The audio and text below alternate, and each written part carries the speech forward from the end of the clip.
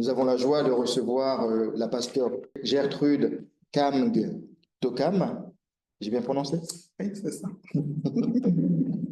Notre sœur nous parlera de la promotion et du leadership des femmes dans l'Église en Afrique. Gertrude, vous êtes pasteur de l'EPUDF actuellement en poste à Montargis et à Châtillon-Coligny. C'est ça. Vous êtes originaire de l'Est du Cameroun. De l'Ouest. De l'Ouest du Cameroun. Ouais. Vous dites que votre vocation est très précoce dès l'adolescence, dans un environnement qui n'envisageait pas la possibilité du ministère pastoral des femmes. Cependant, vous continuez, vous commencez votre formation théologique en 1999 à l'Institut théologique protestant de Ndunge et vous rejoignez l'UPAC, l'Université protestante d'Afrique centrale à Yaoundé. Vous obtiendrez votre doctorat en théologie en 2014. Vous avez été pasteur et aumônier universitaire de l'EEC, l'Église évangélique du Cameroun, tout en menant vos études à bien. Vous avez enseigné l'éthique et la dogmatique de 2020 à 2023 à la FATEB. La FATEB, c'est la faculté de théologie évangélique de Bangui. Vous êtes également engagé dans plusieurs associations de théologiens, théologiennes, dont la CTAE, le Cercle des théologiennes africaines engagées. C'est ça. Enfin, et peut-être le plus important, peut-être, vous nous le direz, vous êtes marié et mère de plusieurs enfants. Je n'ai certainement pas été exhaustif. Souhaitez-vous ajouter quelque chose et en même temps nous dire quelque chose de votre histoire avec le DEFAP? Merci. Bonsoir à toutes celles et tous ceux qui nous regardent.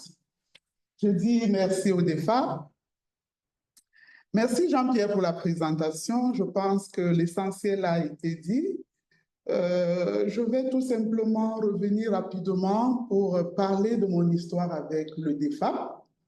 Je ne suis pas ici aujourd'hui par hasard. Je suis chercheur au DEFAP parce que j'ai eu l'occasion d'avoir une bourse du DEFAP qui m'a permis d'aller à l'Institut protestant de théologie de Montpellier pour des recherches en postdoctorat. Et ces recherches portaient effectivement sur la question du développement de l'Église avec l'intégration des femmes. Et aujourd'hui, nous abordons plutôt cette question sous un autre angle, le leadership et la formation théologique. Donc, au DEFAP, je suis chez moi et je suis à l'aise. Merci. Merci. Merci Gertrude. Vous avez accepté de partager donc avec nous les résultats de vos recherches. À vous la parole pendant environ 40-45 minutes et vous répondrez ensuite aux questions et réactions du public pendant un temps équivalent, 40 à 45 minutes. Ça vous convient? C'est bon, merci. À vous la parole. Nous allons parler du leadership ou de la promotion des femmes dans l'Église en Afrique. Mais nous parlerons de cette thématique en lien avec une autre thématique importante aussi, la formation théologique. Il faut dire que la question du leadership ou de la promotion et de la participation des femmes aux grands défis de l'heure demeure une préoccupation de notre société. Déjà, l'Organisation des Nations Unies, la branche qui s'occupe des femmes, dans un rapport sur le leadership des femmes et leur participation à la vie politique, avait déjà en 2013 tiré la sonnette d'alarme. Elle dénonçait par ailleurs les lois, les pratiques, les comportements et les stéréotypes sexistes discriminatoires qui contribuent à reléguer la femme au second plan. En 2024, l'ONU Femmes est revenue à la charge et a constaté une fois de plus que dans le monde entier ainsi qu'en Afrique, le leadership et la participation politique des femmes sont limitées. Les femmes sont sous-représentées, que ce soit dans la fonction publique, le secteur privé ou le monde universitaire. Et cela se produit en dépit de leur capacité avérée en tant que leader et agent de changement et de leur droit à participer de manière égale à la gouvernance démocratique. C'était là une citation. Le problème se pose aussi dans l'Église, les missions et le ministère en Afrique et continue d'être sujet à controverse. Les femmes ont régulièrement été confrontées à plusieurs obstacles sur la voie de leur implication ou de leur participation à la vie de l'Église. Mais il faut dire que dès la seconde moitié du XXe siècle, l'on assiste à une formation théologique inclusive dans les facultés et instituts de théologie en Afrique. Cette formation vise à valoriser la diversité des voix dans le discours théologique en Afrique et dans le monde aussi. Les femmes ont dès lors eu un statut acceptable dans l'Église, mais un statut qui n'a pas véritablement une autorité ou un pouvoir. Alors, nous allons présenter quelques théologiens, ou plus particulièrement quelques théologiens, qui ont été préoccupés, qui sont préoccupés par le sujet. Nous prenons par exemple Loren Kuninga, qui est un évangéliste américain, un théologien américain, qui note dans un ouvrage qui est un collectif pour le déplorer, que la question des ministères et de leadership des femmes dans la mission continue de diviser de par les différents points de vue qui s'opposent. Pourtant, Jésus a donné aux femmes cette liberté acquise au prix de son sang. Les femmes partout dans le monde ont donc le regard tourné vers l'Église en qui elles espèrent revivre la réalité du corps du Christ et l'effectivité du royaume de Dieu face à tout ce qu'elles subissent comme discrimination ou injustice. Ensuite, nous avons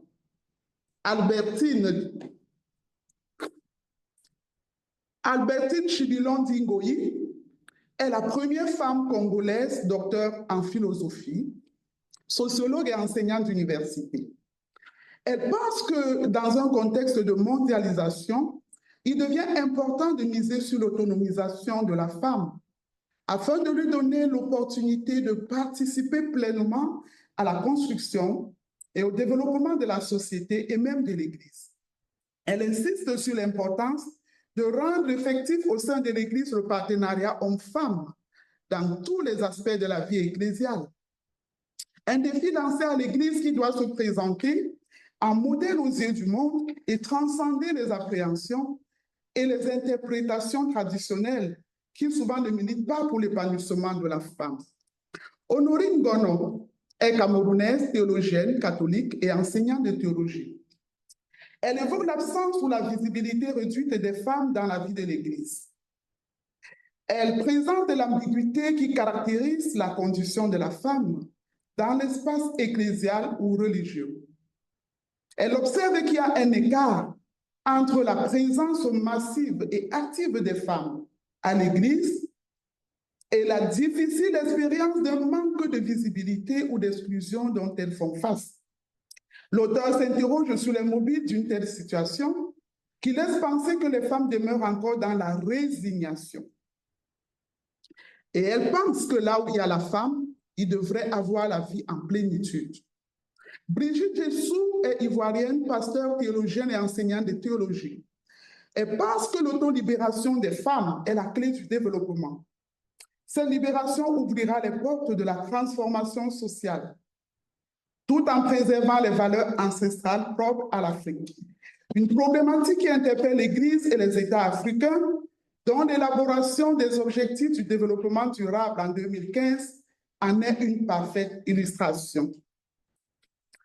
Pour Hélène Yinda, théologienne africaine camerounaise, il faut bâtir une société, une nouvelle théologie qui prend en compte les femmes africaines en repensant la différence sexuelle.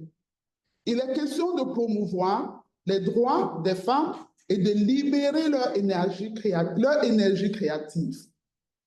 Laurence Ndong est gabonaise, pasteur, enseignante et chercheur.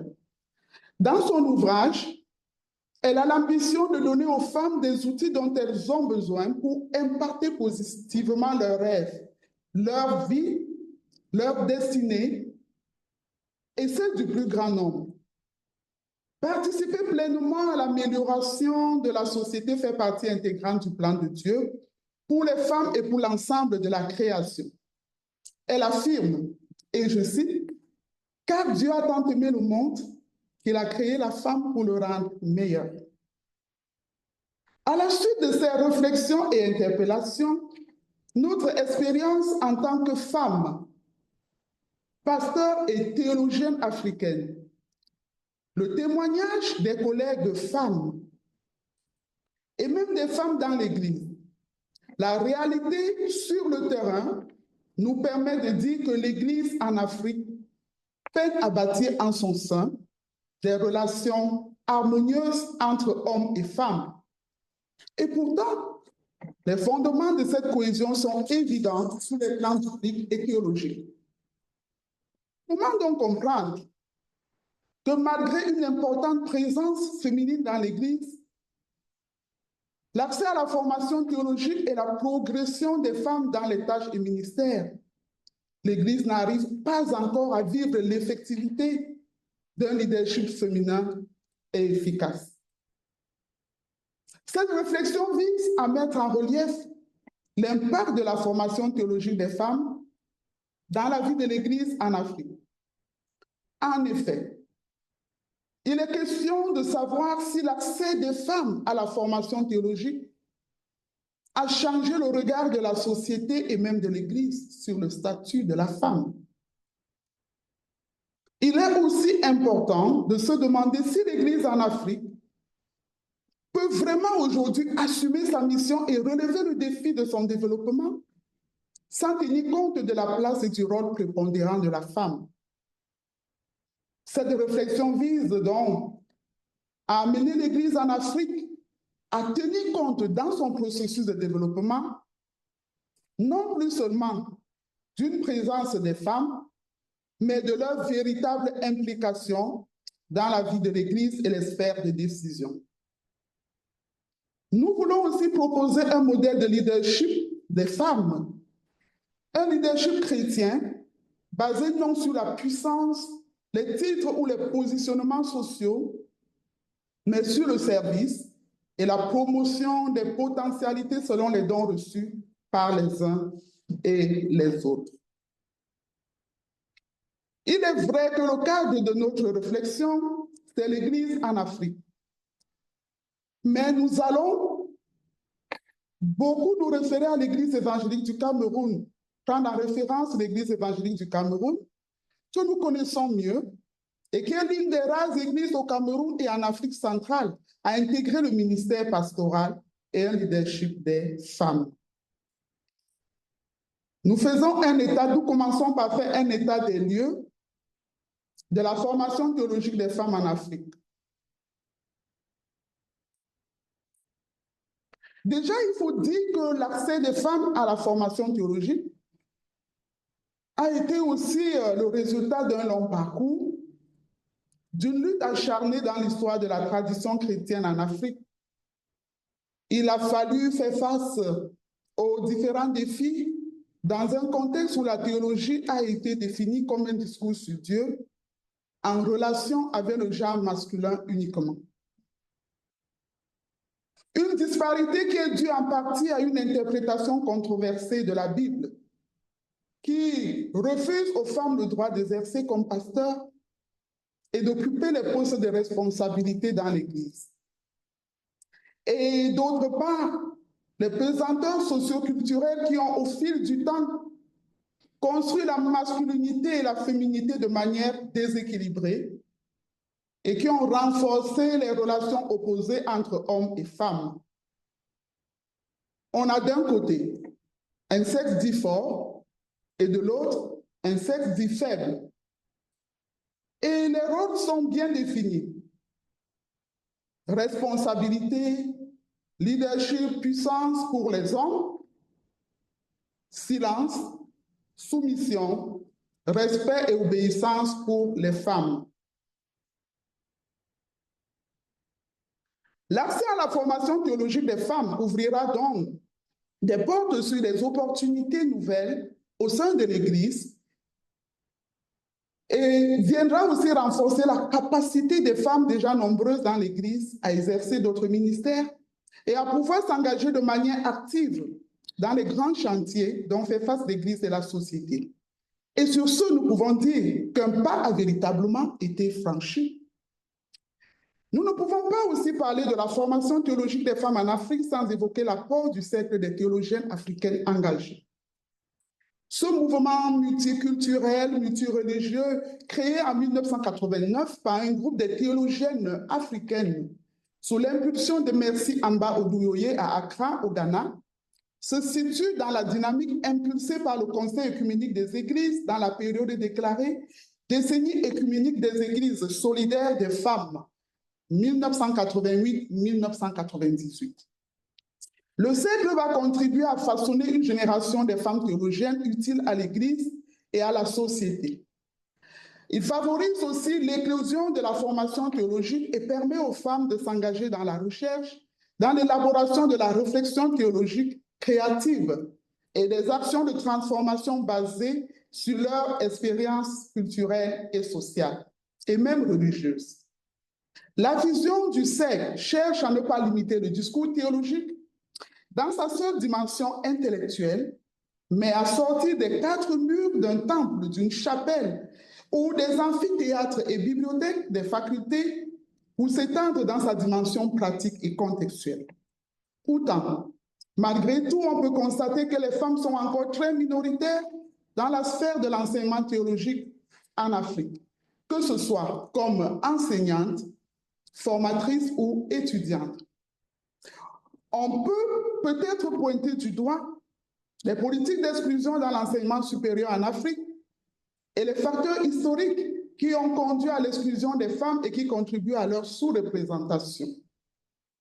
Le domaine théologique prend donc un véritable coup, surtout que les stéréotypes culturels et environnementaux ne sont pas encourageants. Verena Chavrot est directrice de l'engagement de l'APTA pour les femmes dans l'éducation théologique en Afrique. Dans un article paru en 2024, dont tout récemment, elle présente le résultat d'une étude menée par le Conseil d'Outre-mer en partenariat avec un nombre important d'institutions théologiques en Afrique. Et cette étude a été menée en janvier 2023, donc tout récemment aussi. Cette étude montre que sur un échantillon de 51 institutions de formation théologique en Afrique, les femmes enseignantes représenteraient environ 22,8%.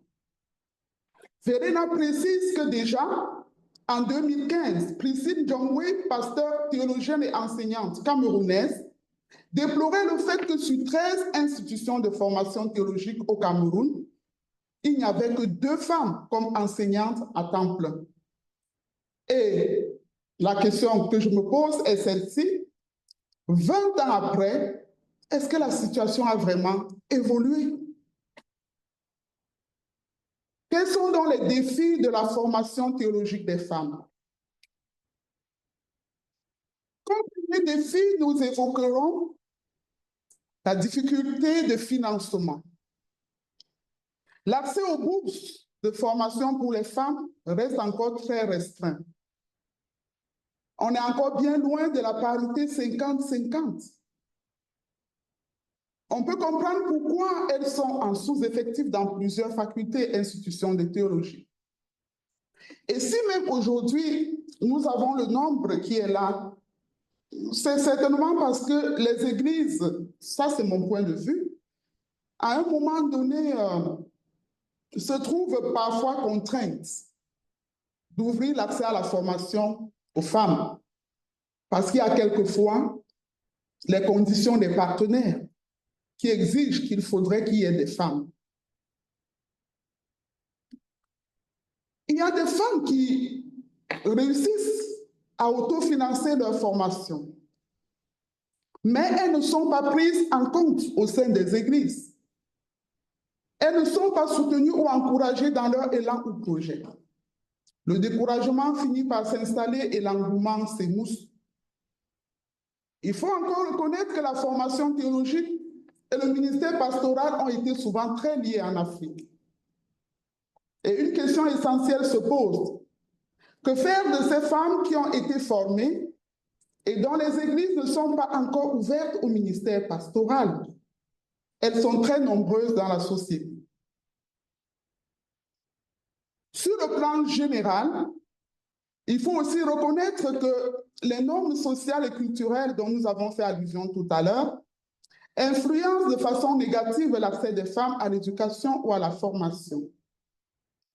Plusieurs femmes ne vont pas jusqu'au terme de leur formation. Elles abandonnent à mi-chemin pour des raisons diverses. Ça peut être des charges familiales, difficile de concilier vie familiale et formation.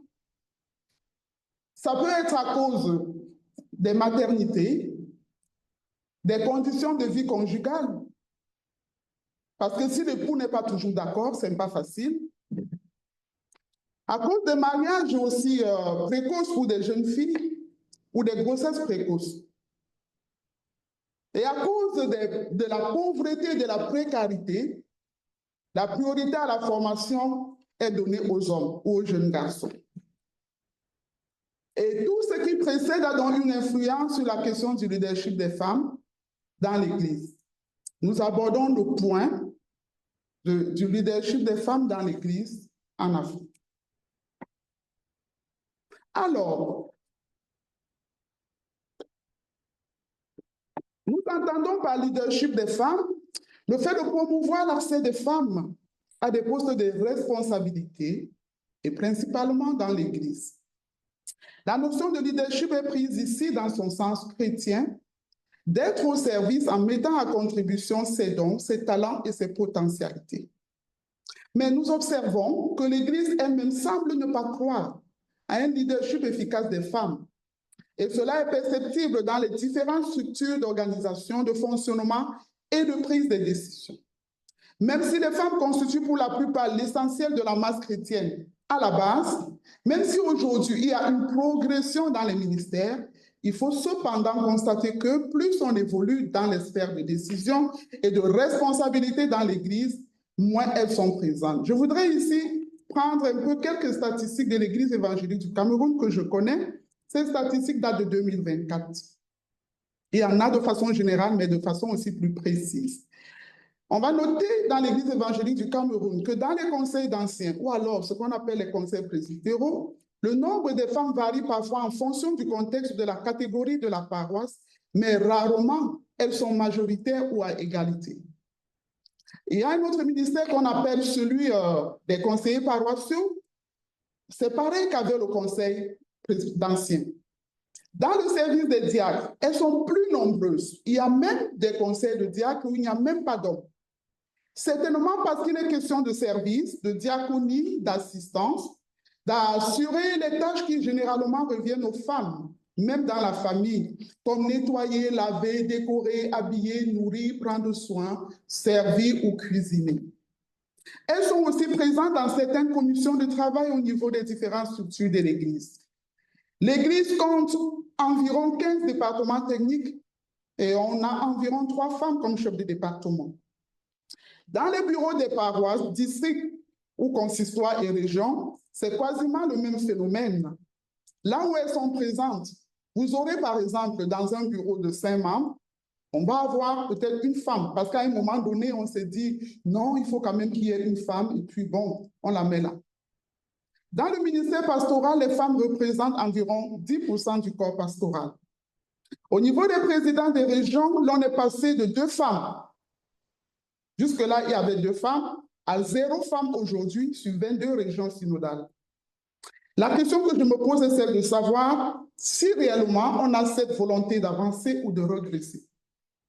Au niveau du conseil synodal général jusqu'à ce jour, le record est d'une femme pasteur pour 12 pasteurs et 2 femmes laïques pour 12. Donc, au total, on peut avoir 3 femmes sur 24 membres du conseil synodal. Au bureau de l'Église aujourd'hui, on a une femme sur 9 membres. On dira que c'est déjà ça. C'est vrai que nous espérons et que nous pouvons faire mieux. Et je pense qu'il ne suffit pas de faire le constat, mais il est important de se poser quelques questions. À quel niveau se situe le problème? Les femmes ne sont-elles pas motivées, ne sont-elles pas performantes? Pourquoi l'Église ne veut pas prendre en compte leurs performances? Et pourtant, il y a des atouts pour la promotion des femmes. Et pour ce qui concerne ces atouts, je voudrais vous inviter à aller découvrir dans le parcours biblique et le parcours historique de l'Église ces atouts. Il faut relever que les questions liées au rôle et à la place de la femme prennent déjà corps dans la Bible et aussi dès les premières heures de l'existence de l'Église. La Bible enseigne que l'homme a été créé à l'image de Dieu. Dieu n'a pas créé l'homme solitaire. Dès l'origine, il le créa homme et femme. Genèse 1 et 27. Nous avons donc là le concept ou la doctrine de l'imago Dei, l'homme créé à l'image de Dieu, qui fait ainsi référence à la notion de la complémentarité et d'égalité de genre. Il serait prétentieux pour l'homme masculin de penser qu'il porte seul l'image de Dieu. L'homme et la femme sont créés différemment sur le plan physique ou sexuel, mais appelés à jouer un même rôle, celui d'être le reflet de la présence de Dieu. Sur cette base, le leadership devrait s'exercer dans la société et bien plus dans l'Église, dans cette dynamique, c'est-à-dire sans exclusion ou rejet, mais en tenant compte de toutes les potentialités, dont celle des femmes. Surtout d'un autre plan, il est reconnu que, dans le contexte de la société juive, la femme est marginalisée, méprisée, reléguée au second rang, et il ne lui est pas souvent accordé d'intérêt particulier. Cependant, les récits bibliques mettent en avant des exemples de femmes pionnières, influentes, portant un leadership d'impact et assumant particulièrement leurs responsabilités devant Dieu et dans la société. On a souvent pensé que les pères de l'Église étaient aussi tous des misogynes. Mais une étude approfondie des textes patristiques montre plutôt qu'ils avaient sur les femmes un regard nuancé. La relation entre les pères de l'Église et les femmes a été au centre d'un colloque, le colloque de La Rochelle, qui s'est tenu du 6 au 7 septembre 2013. La diversité des communications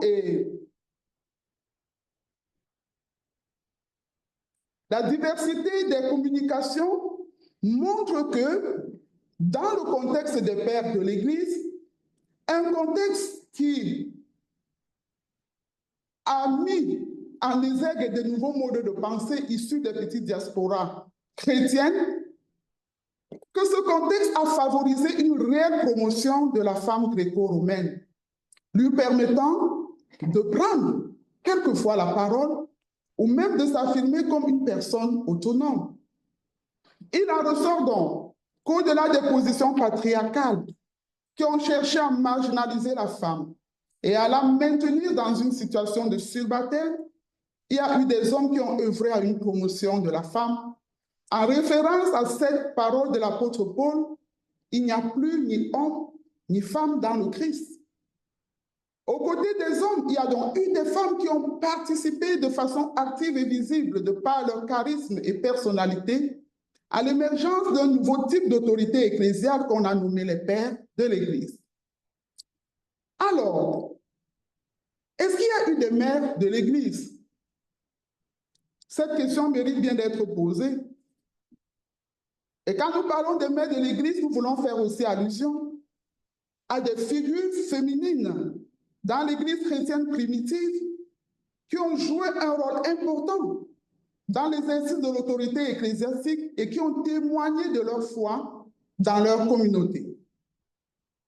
Si elles ne sont pas nommées comme telles, On sait cependant qu'il y a eu dans l'Église primitive la présence des femmes dans les ministères. Dans l'épître de Paul aux Romains, par exemple, il mentionne le nom de Phoebe, qui peut être considérée comme l'une des premières diaconesses de l'histoire, c'est dans Romains 16.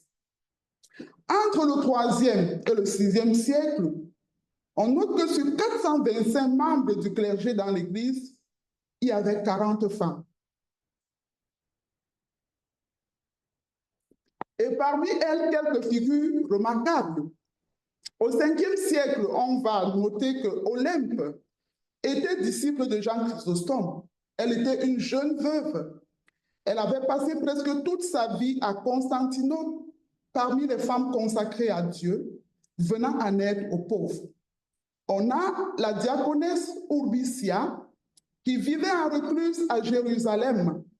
On a aussi Radégonde, épouse du roi Clotaire, qui deviendra aussi diaconesse au 6e siècle. On peut le dire sans risque de se tromper, que la réforme protestante a aussi eu un impact sur la vie des femmes. C'est vrai que les réformateurs n'ont pas toujours mis en avant les femmes, mais les femmes ont eu l'occasion de s'affirmer. Déjà, l'ouverture à la formation pour tous, garçons, filles, revalorise la place de la femme. La revalorisation du travail des femmes, l'accès à la parole publique. D'ailleurs, Katharina von Bora, l'épouse de Luther, était impliquée dans la vie intellectuelle de l'époque et participait au débat théologique. Elle était une femme au foyer, aux côtés de son époux, mais cela n'empêchait pas que de temps en temps, elle puisse être impliquée. Marie d'Antière, dont nous avons la statue en plein cœur de Genève, était très impliquée dans la vie politique et religieuse à Genève. Elle a rédigé un pamphlet pour fustiger le rôle de soumission donné aux femmes et affirmer l'égalité homme-femme. Catherine Chouzel va jouer un rôle social, religieux et politique dans la ville de Strasbourg. Elle va rédiger des lettres de consolation ou d'édification, des réflexions bibliques catéchétiques ou polémiques des cantiques. Dans le contexte africain, l'évolution historique de l'Église n'évoque presque pas la présence des femmes, encore moins leur rôle dans le processus de la mission. Mais est-ce que cela veut dire que les femmes étaient totalement absentes? Il y a eu des femmes pionnières de la mission, certes, et l'un des rôles du cercle des théologiennes africaines engagées aujourd'hui, c'est de remettre au devant de la scène ces femmes pionnières. Certains évoquent le rôle joué par les femmes dans l'histoire politique ou religieuse du continent aussi. Il y en a eu. Parmi les raisons qui contribuent à reléguer les femmes à l'arrière-plan, même quand elles ont été au devant de la scène, l'on évoque souvent aussi l'influence des premiers missionnaires qui avaient une théologie patriarcale. Cette théologie qui a contribué à fonder des églises en Afrique dans lesquelles les rôles des femmes étaient secondaires. D'ailleurs, les missionnaires femmes qui arrivaient étaient destinés soit à l'enseignement, soit à l'enseignement dans les écoles, soit dans les soins de santé. Et même les épouses des missionnaires apportaient un fort soutien à leurs époux, mais restaient cependant femmes au foyer. Donc, même dans le contexte occidental, nous pouvons nous rendre compte qu'il y avait le patriarcat, et il y en a encore. Et ça n'a pas été facile. Les premières femmes sont consacrées au ministère pastoral à partir du XXe siècle et avec des conditions. Je vais noter particulièrement la première femme consacrée pasteur à l'Église réformée de France, Elizabeth Smith, en 1949.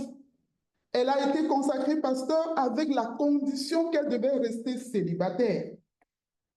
Et après, quand on a continué par consacrer des femmes, c'était surtout des couples de pasteurs. Et si aujourd'hui, dans le contexte occidental, c'est presque acquis, c'est parce qu'il y a eu des personnes pour porter cette lutte. Et pour nous, c'est encore un atout. Quels sont donc les défis du leadership des femmes en Afrique? On ne le dira jamais assez, les préjugés. Les préjugés culturels et sociétaux qui assignent aux femmes le rôle de gardiennes du foyer et les relèguent au second plan. dans la sphère publique. Ces préjugés ont vraiment la peau dure et se manifestent même dans l'Église. Les stéréotypes qui découragent les femmes, non seulement de s'engager dans les études théologiques considérées comme un domaine réservé aux hommes, mais aussi d'intégrer le fait que l'Église est exclusivement une propriété masculine. Jésus était homme, les 12 disciples étaient des hommes, les apôtres, ainsi de suite. Les femmes sont faites pour jouer les seconds rôles. Elles sont régulièrement considérées comme incapables, d'ailleurs, dans certains domaines et donc souvent comparées aux hommes quand elles expriment leur talent ou leur charisme. Quand une femme va se démarquer, on dira « Ah, elle fait comme un homme. Elle prêche comme un homme. Elle enseigne comme un homme. Elle fait ci ou elle fait ça comme un homme. » Puisqu'on estime que la femme n'a pas les capacités, qu'elle n'a pas d'autorité. Il faut aussi noter que la société est plus exigeante envers la femme. Elle n'a pas droit à l'erreur. La même erreur est tolérée plus chez l'homme. Chez l'homme, ça passe presque inaperçu, mais chez la femme, non. Nous évoquons aussi le manque de soutien institutionnel face aux défis spécifiques rencontrés par les femmes, notamment ceux qui cherchent à concilier vie familiale et carrière académique ou ministère. Elles ne sont pas soutenues ou accompagnées face aux difficultés dont elles font face. Je veux évoquer par exemple le harcèlement ou des violences morales ou même sexuelles, oui, parce qu'il y en a. Il faut dire que certains hommes ont vu dans la venue des femmes dans le ministère, ils n'ont vu autre chose, ils n'ont vu chez des femmes, ou bien ils les considèrent tout simplement comme des partenaires sexuels. Et elles sont seules face à cette situation. Elles ne sont pas accompagnées. Il y a des questions liées à leur statut de femme, comme des congés de maternité, par exemple.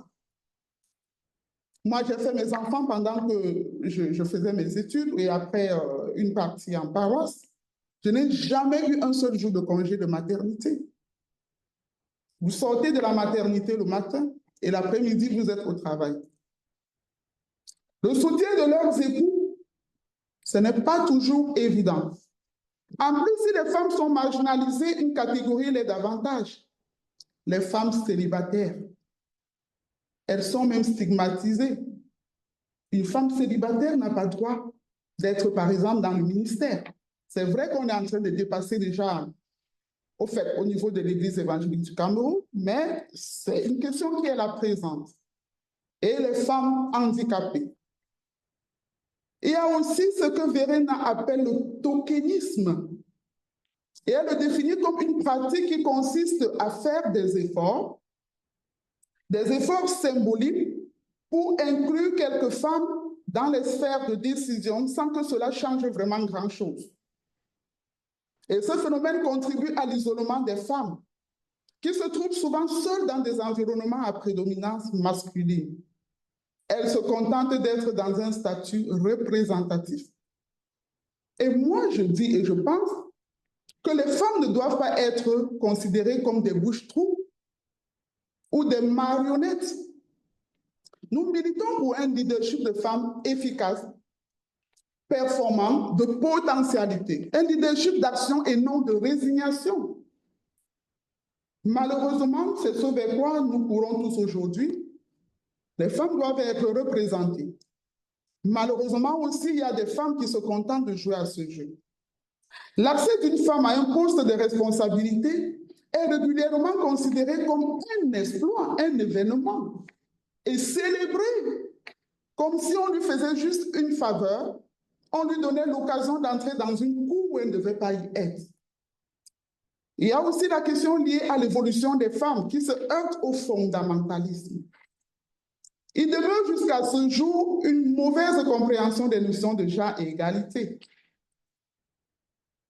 Au sein de l'Église aussi, le vécu de la mixité se vit dans une relation d'opposition, d'affirmation ou de recherche de suprématie des uns sur les autres. De ce fait, tout mouvement ou réflexion qui vise à mettre la femme en relief est considéré comme une idéologie subversive et dangereuse. On taxe très vite ces femmes de féministes. Et c'est vu comme quelque chose d'importé venu d'ailleurs, de l'Occident, qui menace les valeurs fondamentales de la société africaine. Il faut bien qu'on arrive à comprendre qu'il ne s'agit pas, dans la recherche d'un leadership des femmes, d'une guerre ouverte entre la féminité et la masculinité, ou à la femme de renier son état de féminité. Alors, comment pouvons-nous envisager l'avenir? Je finis par là, Jean-Pierre.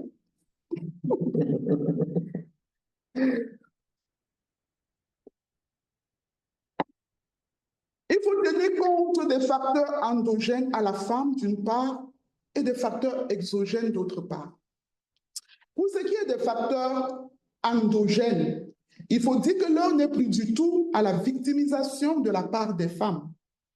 Si jusqu'à présent, elles ont eu le courage de parler, de dénoncer ce qu'elles vivent mal dans leur statut de femme, elles doivent penser maintenant à passer un peu plus à l'action. Elles doivent oser, avoir le courage de se regarder elles-mêmes, les femmes, dans le miroir, parce que trop souvent, le mal de la femme ne vient pas toujours d'ailleurs. Le courage de s'auto-examiner et de passer par une métanoïa. Et pour cela, elles doivent développer l'estime d'elles-mêmes. Elles doivent croire en elles, en leurs capacités, leurs potentialités. Elles ont des valeurs et peuvent faire davantage que ce qu'elles font maintenant. Les obstacles seront toujours présents, mais il faut faire face, résister et ne pas céder aux intimidations ou aux manipulations. Il est donc question de sortir de la résignation. Deuxièmement, la solidarité. Cette capacité pour elles à parler d'une même voix, à s'encourager et à se soutenir mutuellement. C'est dans ce sens que les mouvements ou les associations des femmes chrétiennes ou théologiennes devraient davantage travailler pour constituer non pas une source d'opposition ou de rivalité entre elles les femmes, mais une force, une motivation pour bâtir la cohésion. Renforcer enfin la dimension de l'engagement théologique en tenant compte des nouveaux défis qui se posent à l'Église et à la société. Il faut être sur le terrain, il faut agir, même si on n'est pas nécessairement dans le ministère pastoral. On peut apporter sa pierre à la construction de l'édifice. Les facteurs exogènes. Il faut laisser les femmes libérer leur énergie créative. Ce cri de Hélène Hinda, exprimé il y a quelques années de mœurs actuelles. Il faut laisser les femmes libérer leur énergie créative.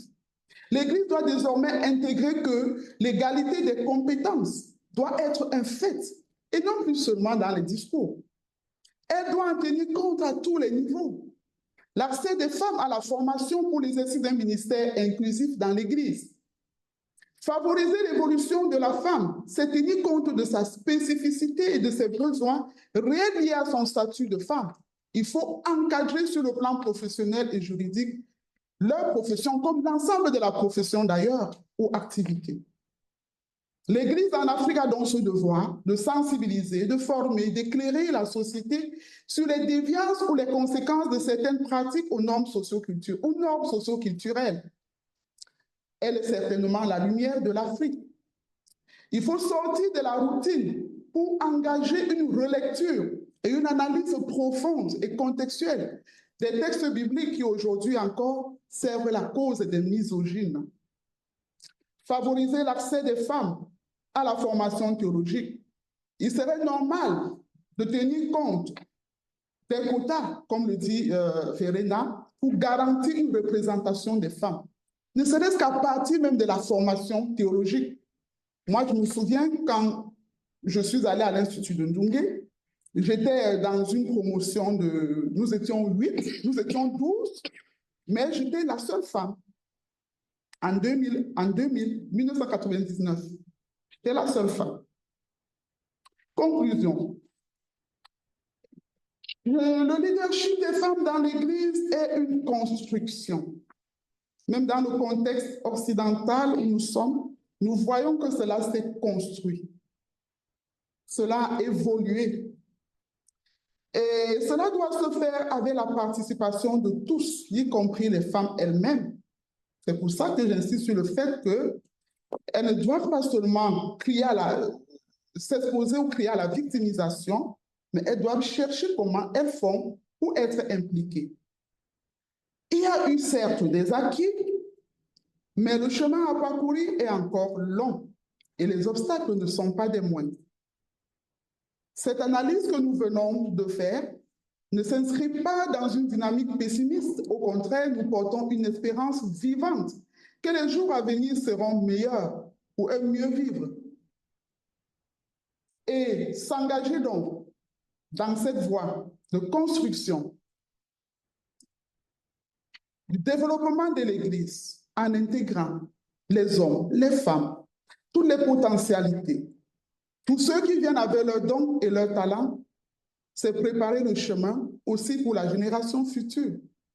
Et moi, j'aime souvent dire aux hommes, oui, si vous le faites aux femmes aujourd'hui, vous le faites également à vos filles, parce que vos filles grandissent et vont entrer dans le même système. L'éthique donc de la responsabilité nous appelle à ce devoir. Je vous remercie. Merci.